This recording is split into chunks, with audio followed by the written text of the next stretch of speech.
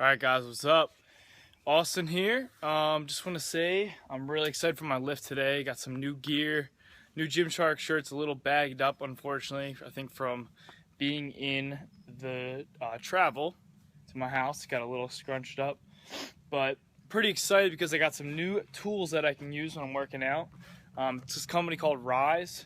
I got knee sleeves and I got wrist wraps.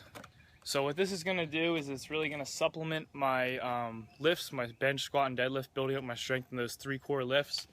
And what it does is it prevents me from injury, it keeps the joints warm, and it just allows stability within those joints, like my wrists and my knees. So extra support, gives you that extra mental boost, which essentially can help you push a little bit extra pounds out within your lift. So I think it's very vital to have these two because it's a mental thing as well.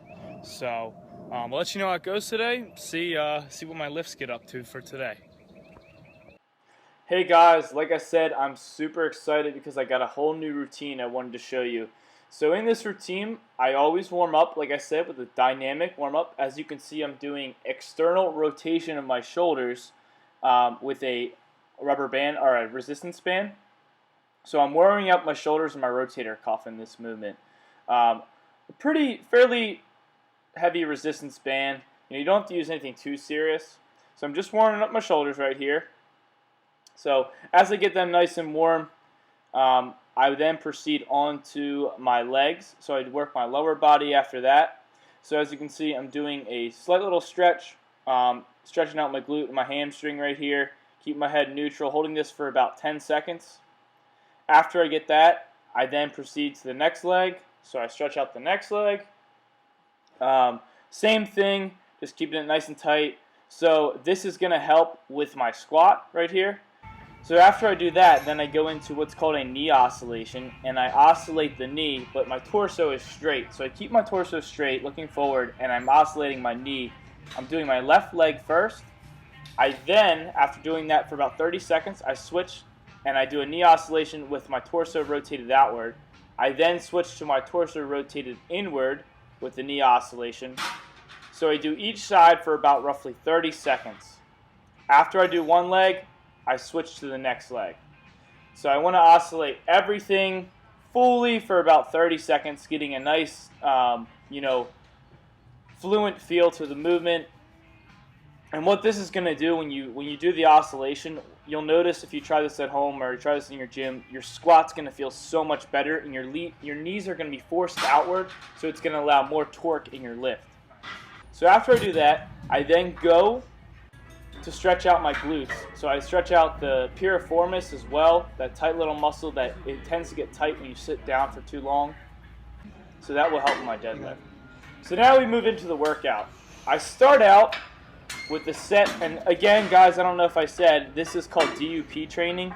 DUP stands for routines that involve you performing just a few exercises, so the 3 core lifts like I said, bench, squat, deadlift, multiple times per week. You're doing different rep ranges and intensities. So the number of sets are strategically manipulated over the course of the training cycle. And how this is contrary to hypertrophy training is those programs tend to rely on perceived level of intensity and higher volume per session to achieve muscle growth. DUP focuses more on total volume over a period of time. So with that said, I'm doing right here in the beginning of the week, I'm doing roughly 4 sets of 8, and this weight is 205. So I set myself up. I really like the straps. They really helped me today.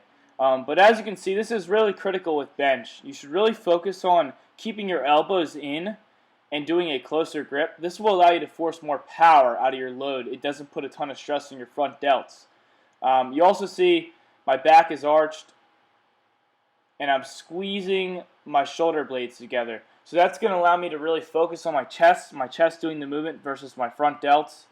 And then you can also see my legs are curved slightly. So I'm getting more power out of the lift. It's really emphasizing my chest. So after I get that done, I move over to deadlifts. And with deadlifts, I do 5x5 at 80% intensity.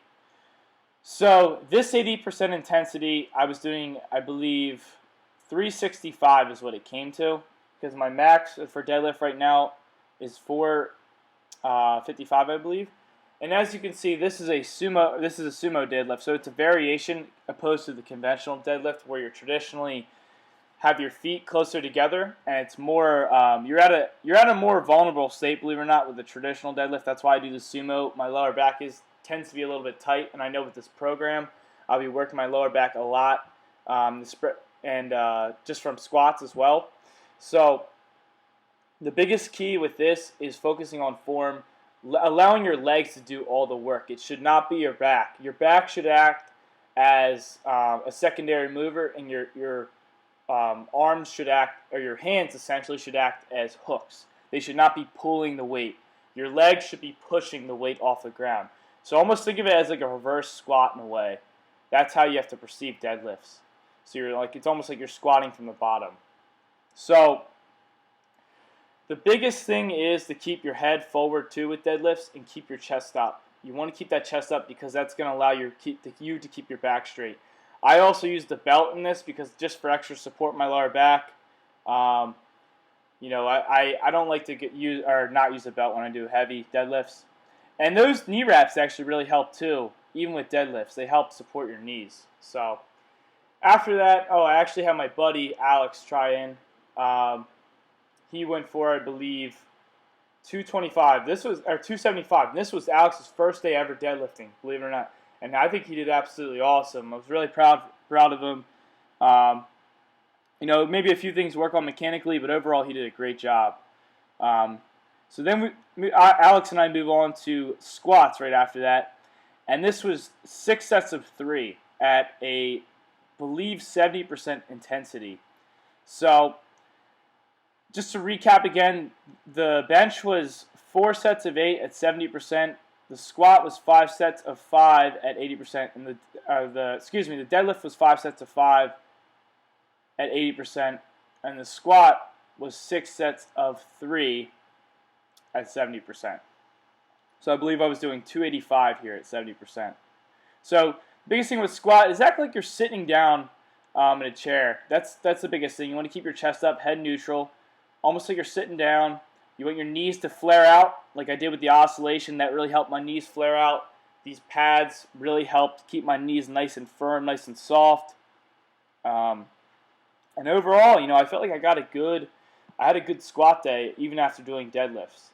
So towards the end here, just want to give Alex another shout out. Thanks for helping me film this. I throw him a shirt, rep my brand right there. Alex is a good dude. Nice guy, always helping me out, always trying to, improve himself. Like to be around people like that. So at the end right here, you get to see a little video of me playing the steel drums just for fun. I thought you enjoyed it, so check it out. Take care, guys. That's going to wrap it up for the video. I'm ready, yes I'm ready for your intensity. Nothing ever smells so good in my white sheets.